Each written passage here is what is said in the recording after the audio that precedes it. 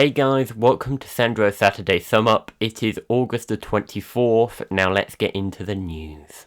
Linux users that also dual boot Windows, beware. The latest Windows 11 security update may result in your Linux install not booting due to Secure Boot Advanced targeting. Users have been reporting getting an error message about SBAT after installing this new update.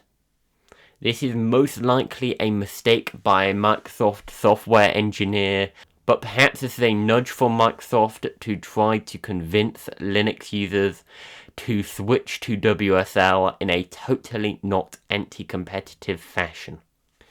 After 5 years of waiting, Monument Valley 3 is being released in December on Netflix. Monument Valley was known for its popularity even among non-gamers, and this new version will be exclusive to Netflix subscribers, but on the plus side, it will not contain ads or in-app purchases unlike the previous games. Monument Valley 1 will be coming to Netflix on September the 19th, and Monument Valley 2 on October the 29th. HMD are back in the news with a leak suggesting they will be launching another Nokia N9 lookalike. In a previous video we discussed the Skyline, the company's other Nokia N9 lookalike.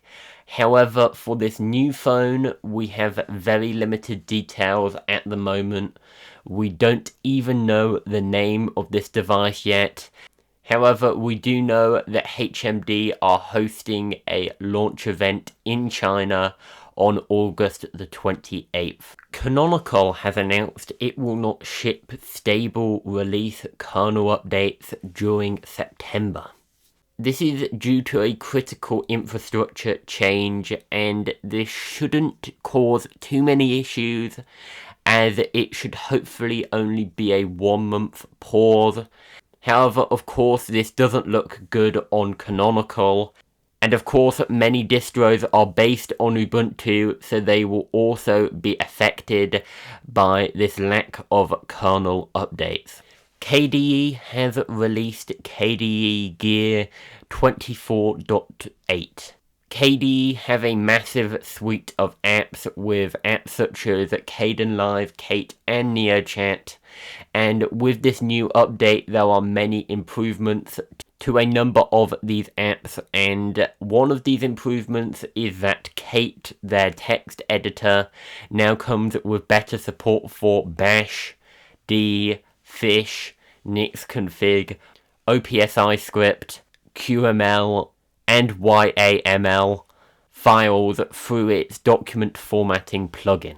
And on the Windows side, the file management tool Firelight has been redesigned to improve its overall appearance. There are many other changes which are all documented in the KDE release notes, and you can find a link to those in the sources in the description.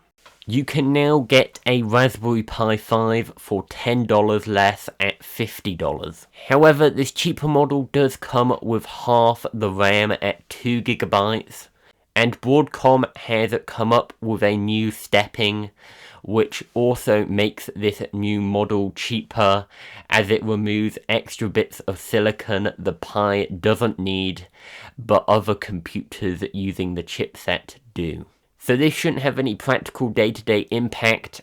However, the 2GB of RAM isn't enough for most use cases, so you should probably just fork up an extra $10 for the better model.